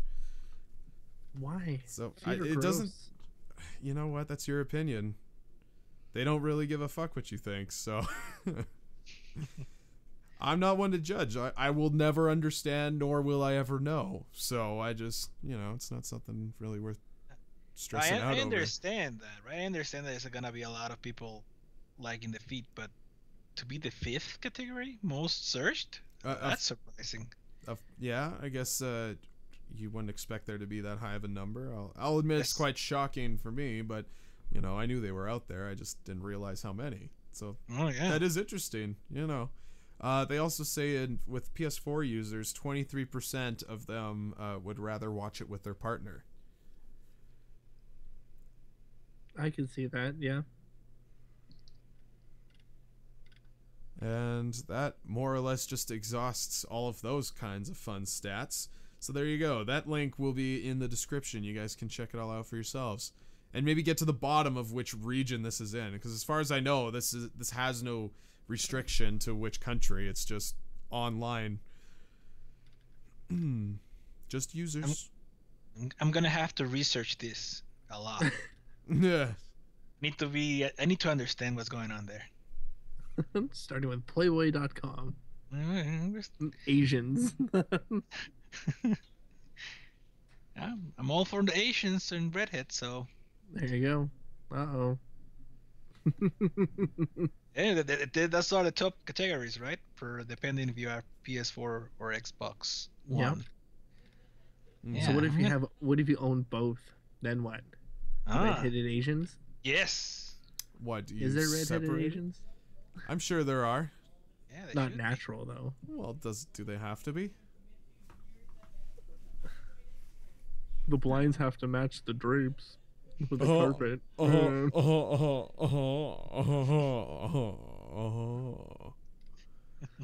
That was creepy as hell. The carpets match the drapes. That was so funny. Sorry. That was shameless. All right, okay. Great. All right. So, this is interesting. So, at the Game Developers Conference, they surveyed nearly 2,000 developers. Not so much surveyed, but polled. I guess both terms work. They found that 26% of them are working on games for the PS4, while 22% of them are working on games for the Xbox One. However, 56% said they were working on games for the PC. Also, 50% of developers are working on games that will be released on smartphones and tablets. Point I'm trying to make is that there are more developers making games for the PlayStation 4 than for the Xbox One. Yay. Yeah. But there's more PlayStation 4s out there, so it only makes sense. But they say both figures for each console have been up since last year, of course. A year ago, only 14% said they were working on a PlayStation 4, while 12% said they were working on Xbox One. So, I mean, that gap has now increased, which is interesting. But crazy enough, there was no data available for the Wii U. There never is when you a lot of these. But like, it's Games Developers Conference. Like, I don't know where else you would get a stat like that if it wasn't at GDC. Yeah, no, I agree, but I think a lot of it with Nintendo doing things old school. I don't think they want to give out a lot of their information. And I think it's always been like that, though. But they still accept third parties. Yeah, but look at how many games that are made for like PS3 that didn't come out on Wii, right? And then games that didn't come out on Wii U that came out on next gen game systems, right? Yeah. Or that were going to come out when they were canceled, right? Yeah, and not only that, but all the third developer games for the Wii and the Wii U did not sell very well. Mm-hmm. The only Nintendo developed games are the ones that sell in that platform. So it only makes sense again for PS4. There's more, so you make sense that you will have more people developing for that console, and not a lot for Wii or for any Nintendo console at this point. Yeah, they don't sell. They can't. Uh-oh, what happened? I don't know why. My adapter just kind of fucked up on me. And so my adapter had to go through a reset. Anyways, we're back. Okay. I thought it was me. I thought it was me. Like last time dropped a couple times, yeah. Yeah. Oh, well. I was on a good point. I have no idea what I was talking about. Well, I apologize to the audience if, he did have a good thing going and he lost it. Nonetheless, Nintendo does things an old way. Yes. Point.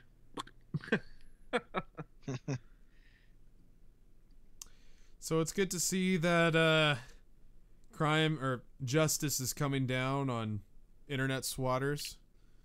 That's right. Apparently, and Lizard Squad. Yeah, Lizard Squad's having their thing.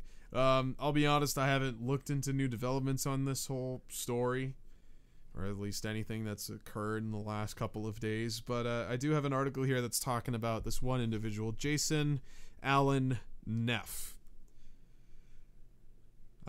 He's been, he pleaded guilty to a variety of crimes related to his role in a group who's been thought of swatting, and they said that he'll be spending 5 years in federal prison on his account. So he's been sentenced to jail, which is awesome. And he'll have a ring of fire.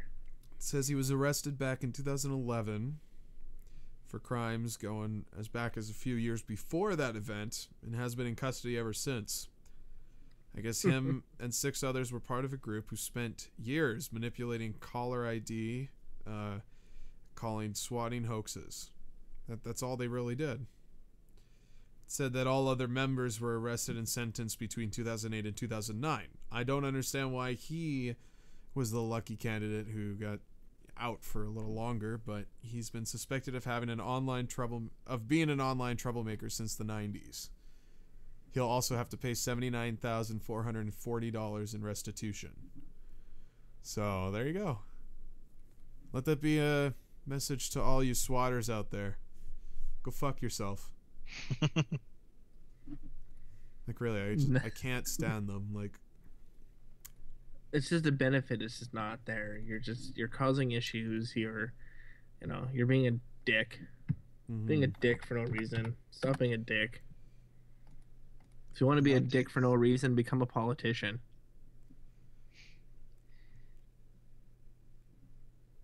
No? Nothing? Yeah. No. Indeed. You wanted to comment there? I'm sorry. Oh, so sad. Chuckle? Chuckle? Anything? Little is this thing on? Hello? Check 1, check 2.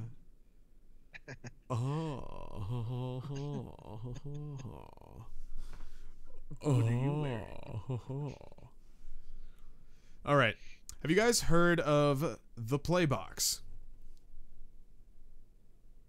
I have not. No? Well, let me explain it to you, because I can't share links at the moment. I'm reading these off my phones. Okay? Oh, the Playbox has been created by a man by the name of Ed Zarek, who is a self-taught engineer. He's produced separate laptop editions of an Xbox 360 and a PS3 before, but now what he has done is he's created the Playbook, which incorporates the PS4 and the Xbox One into a single machine. Hey. That's neat. That's cool, yeah. I want one. Is that a Kickstarter thing, or what is that? He kind of There's no just... way that'd be a Kickstarter because he doesn't own the rights to those. No. And the impression I get from this, there's Ben Heck, who's also a semi-famous, console hacker. Like, these engineers exist, and these people, like, mod consoles, build, like, handheld versions of them. I think that's usually the challenge, is to see how much smaller they can make it. Try and outsmart their engineers, that sort of business. So, I mean, this guy, I feel, has built himself a reputation online, and, he built this for one specific customer.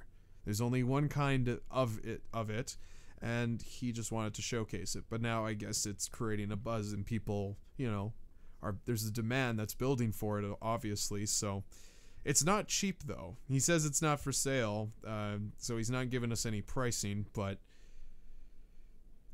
who knows? I mean, if there's enough outrage, maybe he'll consider reproducing it.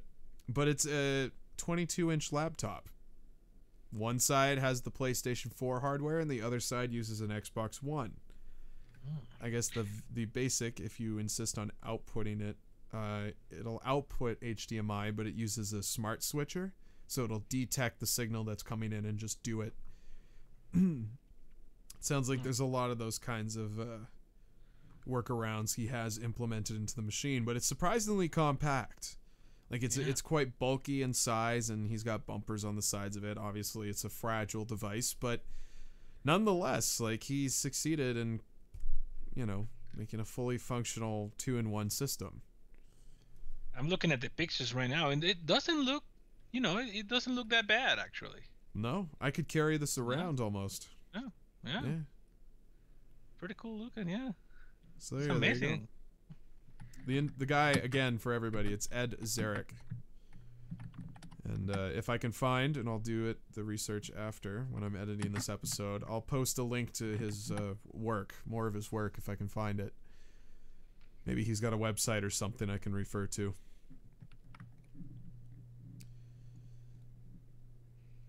Okay, this is disappointing. There's his website.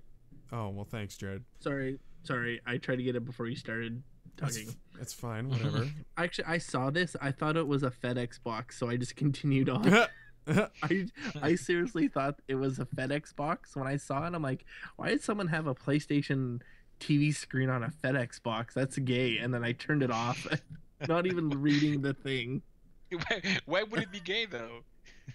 Oh, just stupid, just dumb. Like, here's a FedEx box with a screen on it, and look, it's all automated. I thought it was just some like new like improved FedEx box that they're sending out or something with the drones and all that crap. I'm just like, that looks really stupid. Does But look that's like what a I get. FedEx box. Yeah. That's you're what I right. get for not actually reading the article. Oh shoot. Yeah, but you're right. It does look like a FedEx box. It does. There, see, FedEx. Look at that. Another thing you can look at. Patent pending. You know, just the fact that it can Xplosion. fit inside one of those FedEx boxes is quite impressive. Yes, it is.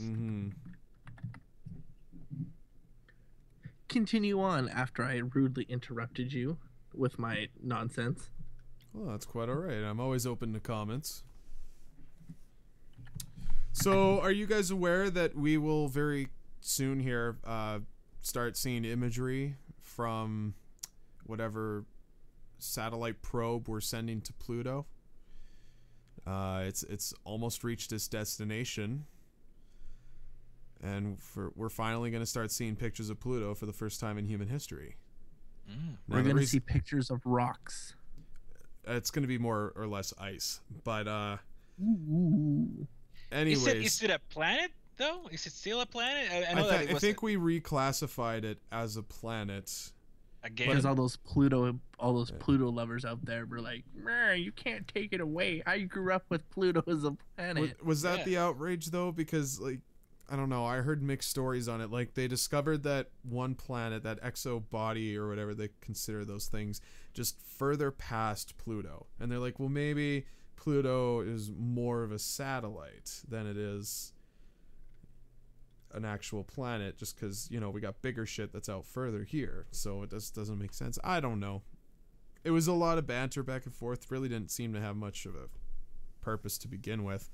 But the reason I bring this up, the only reason I'm bringing this up, and I think it's nice to note, this probe was sent, I believe it was early 90s, and the processor that they packed in this thing is the same processor that operates in your PlayStation 1 console. Same as the same amount of power, or the actual same? It's the very same MIPS R3000 CPU processor that is found inside the PlayStation 1 console. The functioning of it may be different, but the processor can handle all that shit. And that's what it's been doing for the last, what has it been, like 25, 30 years? And it's almost at I was going to say Mars. We've talked so much about Mars. It's almost at Pluto. I'm excited. Wow. Let's hope it doesn't have any of those selfie flashes, so it's not so full of itself. Now all those Watch it. Plutonians can play Final Fantasy VII. Yeah. Watch, it's going to get there, and then they're going to take a bunch of pictures, and then people are going to be like, oh, this is like, let's scale it up some, and then just find out like, oh, look at all the pictures of ice, and it looks barren and looks like a wasteland, and oh, it'd be really shitty to live there. And then you high res it and you find out it's just Edmonton. Yeah. It's flying above Edmonton, didn't get that far. Took pictures of the city. It's like, oh shit. Well, if it's coming around this time of year, it's going to be very disappointed, unfortunately. No snow? We're going to hit like 8 degrees on Saturday. Chinooks, that's what I miss. I miss the Chinooks of Alberta. It shouldn't be like this, though. It's minus 30 here. Shut your hole. Yeah, you say that because you're crabby and pissed off. It used to be the other way around where it was really hot here and shitty weather there. So, yeah. Yeah. We didn't talk about weather at the beginning. No, because there's no fucking point to talk about weather. Nobody cares. I do. Yeah, when you got to take your kids to school in the morning. Yeah, I know. It's so bad. So, okay. I'm gonna do one more story here, and then we could close out, all right? Okay. I know it's Better getting be a good painful. one. You guys are getting Better antsy. be a good one. I think this is going to be pretty good, and this is breaking today. This is breaking news. Apparently, Justin Bieber is next in line for a Comedy Central roast. That's not breaking news. Breaking news is The Walking Dead starts in 20 days. That's not breaking news. Everybody Breaking knows news that. They've is the been fact that teasing the you for the end- last 6 months. The Nintendo Club store is closing. Breaking news Nobody is cares Target about is Nintendo closing. Club. Target is kicking 17,000 Target is people closing off the in streets. Canada. Target's not closing. It's done in Canada. They failed miserably. Yes. But that's That's something for my breaking news. That's for my news to tell me. That's not for me to tell people, all. This is the internet, so I guess anywhere in the world, really. So, in case any of you cared, yeah, Target's just gonna, stay out of Canada now. And if you wait 3 weeks, everything goes to liquidation pricing. So video games will be blown out 3 weeks. Pick them up. I might take advantage of some of that, but They're gonna. I never went to Target anyways. Neither did I. I only went to Target when you could buy one new PS4 game or buy 2 PS4 games and get one free. I mean, that was a smoking deal. They're pretty much giving shit away, and of course they shut down. So what do you expect, right? Yeah, of course. You're giving shit away. Yes. So anyways, yes, like Kaz mentioned earlier, the Nintendo Club Nintendo did close the doors on Nintendo Club. From what I hear, though, it's more like a reset switch. It sounds like they're going to come out with something different. More of the same, but a new system. But they just came out with the Nintendo Club. Like, they just... 5 years ago. It's well, I know, but it's like people who have been doing it for so long, and they have these coins and everything, and then they're like, oh, well, you have to spend your coins by the end of June or you lose them all. Yes, Nintendo's putting a lot of physical things up on the store, which is good. It's about time. But it's just kind of a pain in the ass. Well, maybe Nintendo didn't account for its popularity. Maybe they didn't expect Club Nintendo to blow up like it did, and then they realized, well, the system is old. We need to maybe update it and get something that's a little more long term. Why would you not have them do it now, 5 years in, and instead? Well, let me rephrase this. It's only closing. It was only popular in Japan. In Europe and America, not so much. So it's understanding why they're shutting it down over this way. Well, and the problem is that do you guys have any points on Club Nintendo? I do. I think I had a couple that I redeemed, but no, I didn't go nuts for it. Yeah, I have like 1,300 right now points there to be used, but what I'm saying is the fucked up thing is that you're gonna have to spend those, because if not, with the new system they're gonna be raised. I don't think they're gonna be carrying over to whatever new system they apply, right? So and they have been progressively going to lower quality each year. Anyways, last year there was no anything physical, all hardware stuff, and I already had everything. So and that was the biggest complaint, is everyone who has Club Nintendo points already has everything on there. There was nothing that they were offering. So this could be for the greater good. It's just, I think sorry, it is. Guy. I think it is, but it's just kind of a slap in the face to that you're losing your air miles. Really? Yeah, I had a lot of air miles. I lost a lot of fucking air miles. But you gotta remember, these are for fans that buy their stuff, right? So it's not. I don't think it's an actual really hard slap to the fans, but it kind of is a slap. If anything, I'd like to see them put discounts on all of their store or whatever they sell. Like, I'm sure you can get apparel and stuff through them, right?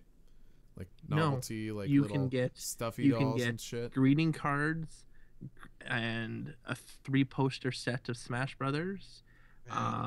One grill off with Ultra Hand, and 1, 2, 3, 4, 5, 6, 7, 8 different games, ranging from Zelda. That sounds like bullshit. To Super Why are Mario you Brothers so upset? 2. It is bullshit. Well, it's because they're getting progressively bullshit, but they weren't before. You know, Yeah, when it like first the started. golden nunchuck. I got it from here, to match with my golden Wii mode for the Zelda. Was the Zelda the Wii one? You know, and I got it from there. It was a physical thing. It's a stupid thing at the end of the day, but it was kind of cool to have it, the matching things going on. But now it's been a while now that I see anything worthwhile there. But there has been in the past many cool things. But they also Just the sold problem. out so quickly all the time too, and that was the Oh, other yeah. problem. You had those Yes. people, who would just buy them just to sell them. What we talked about last week, right? Yeah, Scalpers. People ruining, Yeah. people ruining the collector, market by doing this. In my opinion, anyways, they buy all that shit and then they turn around and try to sell it for a huge increase, and it's just like, I hear and Best Buy, that was a big problem. I hear Best Buy and Future Shop are trying to cram down on scalpers. At least I hear for online purchases. When it comes to software sales and games, they're limited to one per customer now.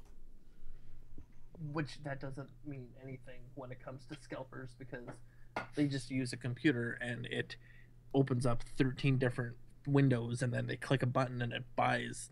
Well, I'm sure they'll That's how figure they out buy a their way to tickets. work around it, but at least That's how they buy there's a scalpers company- buy their tickets. I Yes, I know that's how scalpers buy their tickets, but it's also convenient because you could just put down like I want 20 set, and then you just buy it all out at once. Now it's creating more of a tedious task for these guys because they actually got to keep clicking back and forth and I go don't through that think same so. process. I think it's going to be painful. I don't think it's enough to deter them, but it's a step in the right direction. Nonetheless, you got to keep optimistic about this stuff. I mean, scalpers are ruthless, though. Just like any other human being out Scalpers there, are garbage. scalpers in almost any Bottom fucking lickers. field. Fucking They're dickheads. right there with lawyers. And then they inflate the stupid price, and Mm-hmm. But you're the stupid asshole that will still buy it. That's why they No, keep I doing won't. it. No, I don't mean you specifically. I'm just saying. Figuratively speaking, of course. Yeah. So anyways, there's a little bit of upset over here for Club Nintendo. I unfortunately don't care. And I don't know if that's unfortunate for you guys, but, I don't care. Club Nintendo's gone. I'm telling you, the next thing that comes around the bend will probably... Be shittier. No, it'll be far better. Maybe it might not be the Club... Maybe not. It might not even be like what you may think it is today. It might be something different. Maybe that will only be software sales, and it'll be strictly digital content. Like, what if they manage DLC, like exclusive in-game items that you could, buy through Club Nintendo? Well, they had that. They had the Mewtwo you could buy for Super Smash Brothers through their Club Nintendo. Oh, is that how you get it? Yeah. Oh, well, shit. For I think it's like 100 gold coins, you get Mewtwo through Club Nintendo. Well, I have both registered to my account, so it should be recognized. As long as you register that product and get the points. Yeah, but I didn't get the soundtracks out of it. Oh, no? No. Yeah, downloadable codes will be available spring of 2015 for Well, that's if you going to be well registered- after... if you registered According to by news. the third month. Oh, yeah. No, I And if you just... registered for the soundtracks on by January 13th. Well, okay. Join the club. You So by buy March and of register. this year, you're saying, if people register by March of this year, they can still qualify for that? Yes, as thing? long Okay. as you join the club, buy and register both systems.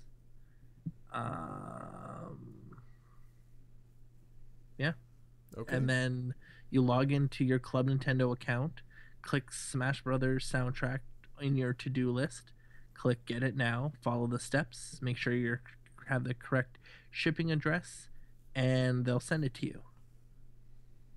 Your soundtrack will be shipped by March 2015.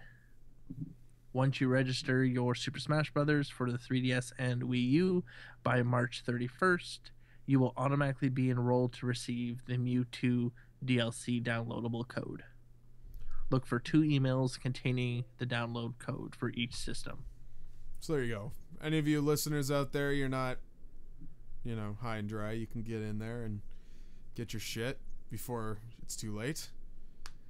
It shuts down the 31st of, of March, so if you don't, you're SOL. Oh, well. As long as if I get my Mewtwo, I don't care. As long as you're registered. Yep, which I have. So, we should be okay. But alright, we should probably be going. Wrap her up. I think it's about hitting that time. Please make sure you check out all our great shows on the Console Xplosion. Original shows from our top 10s to our every Friday. We have our half an hour of power through SoundCloud. Make sure you check that out. We've done Street Fighter, Killer Instinct, and Chrono Trigger. So, pretty good so far.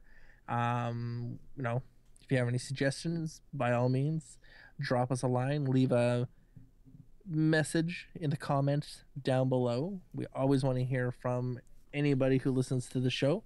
If you have any comments or concerns or anything you want to talk about, or again, if you want to join us, right down there in the comments, or go to our website. Again, check out our website for all your gaming news, and make sure you check out all our great features, from the co-op couch to, Antonio show, which is doing the fantastic world of Golden Axe, which is just one of my favorite I was things. playing through the arcade one, the second one, Death Out. Yeah. The Prevention Death Out. Yes. Download that one for your mommy. That's actually what I was gonna do. Yes. I saw it today, and I'm like, I'm gonna get that. Freaking amazing beat 'em up. Yes. Yeah. But nonetheless, folks, it's been great. Make sure you follow us on Twitter at Console Xplosion, www.consoleexplosion.com, and Facebook, YouTube. We actually got some great stuff on our YouTube video or on our YouTube channel. Make sure you follow us, subscribe, share, comment, all that jazz. Everything. If you don't, I will cry a little inside. But nonetheless, my name is Cazteck. Talk to you later. All right, and I am Matt. That is me. Matt is me. My name is Matt, and I do the Co-op Couch Show, which is featured on the Console Xplosion website. You guys, if you need to contact me, you can find me on Twitter. GingyBeardyGuy is the handle, or there's also the Co-op Couch email, which is coopcouchshow@gmail.com, I believe. I'm just kind of reading off the top of my head. Of course, you can always refer to our videos for any more information in regards with that sort of business. But anyways, I'm putting an end to this. Thanks for listening, everybody. Good game, guys. Good game.